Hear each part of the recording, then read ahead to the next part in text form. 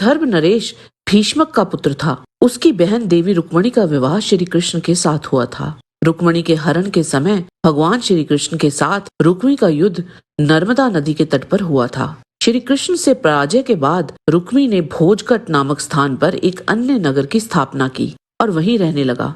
हरिवंश पुराण के अनुसार रुक्मी ने भी परशुराम जी से शिक्षा ग्रहण की थी। परशुराम जी से ही उसे ब्रह्मास्त्र प्राप्त हुआ था और महाभारत के उद्योग पर्व के अनुसार उसके पास विजय नामक धनुष था, जो उसे किम पुरुष द्रोण से प्राप्त हुआ था। जब पांडवों और कौरवों में युद्ध होना निश्चित हो गया था, तब रुक्मी भी एक अक्षौणी सेना साथ लेकर कुरुक्षेत्र पहुंचा था, परंतु अर्जुन और दुर्योधन दोनों ने उसके बड़बोलेपन के कारण उसे अपने पक्ष में लेने से मना कर दिया था और तब वो अपने राज्य को वापस लौट आया था।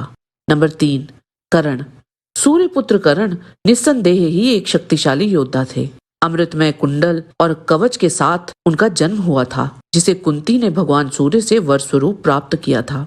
भार्गव परशुराम जी का शिष्य रहते उन्होंने अनेक दिव्यास्त्रों का ज्ञान अर्जित किया था और उन्हीं से ही विजय धनुष भी प्राप्त किया था। परशुराम जी से ब्रह्मास्त्र और भार्गवास्त्र का ज्ञान लिया था। देवराजेंद्र से उन्हें अमोघ वासवी शक्ति प्राप्त हुई थी। रंग भूमि में जो अस्त्र कौशल अर्जुन ने प्रकट किया था, वह सब कर्ण ने भी करके दिखाया था। उन्होंने कुरुक्षेत्र युद्ध के पूर्व भी अनेक युद्ध लड़े थे। कलिंग देश की राजकुमारी के स्वयंवर में कर्ण ने रुक्मी, जरासंध, नील, वक्र, शिशुपाल आदि और भी कई शक्तिशाली योद्धाओं को अकेले ही पराजित कर दिया था। इस प्रकार कर्ण के भुजाबल से रक्षित दुर्योधन कन्या ग्रहण करके वापस हस्तिनापुर लौट आया था। इस घटना के बाद जरासंध ने कर्ण को युद्ध के लिए ललकारा था। हर प्रकार के युद्ध करने के बाद अंत में उन दोनों में मल्ल युद्ध हुआ था, जिसमें कर्ण ने जरासंध को पराजित कर उसे जीवन दान दिया था।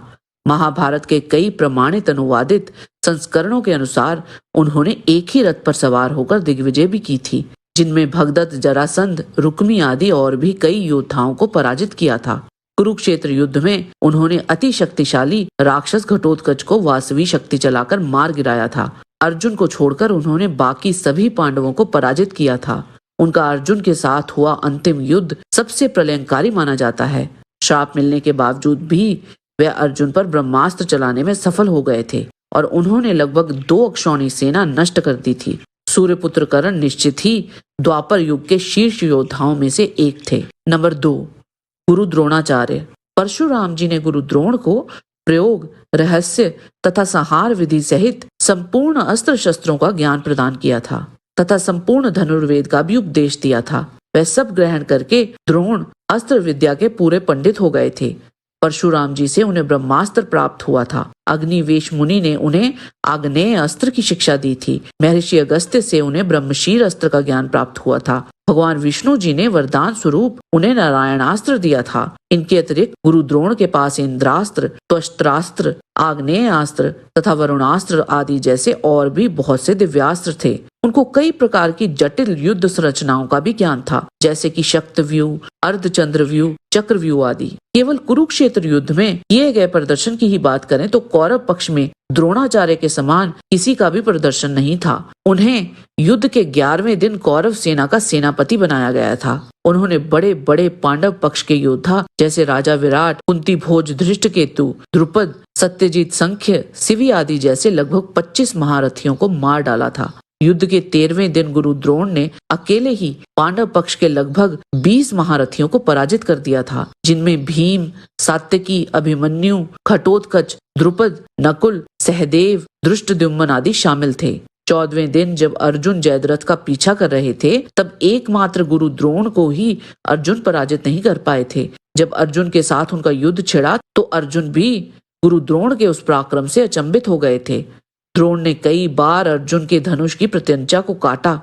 एक समय तो वह अर्जुन पर इतने हावी हो गए थे कि वहां श्री कृष्ण अर्जुन से बोले कि हमारा अधिक समय यहाँ बीत ना जाए, इसीलिए द्रोणाचार्य को छोड़कर आगे चलें। तब अर्जुन आगे बढ़ गए थे। युद्ध के 15वें दिन तो वह अजेय थे। उनके ही कार्यकाल में पांडवों ने अपनी सबसे अधिक क्षति देखी थी। अर्जुन के ही वचन थे कि जब तक गुरु द्रोण के हाथ में धनुष है, उन्हें कोई परास्त नहीं कर सकता।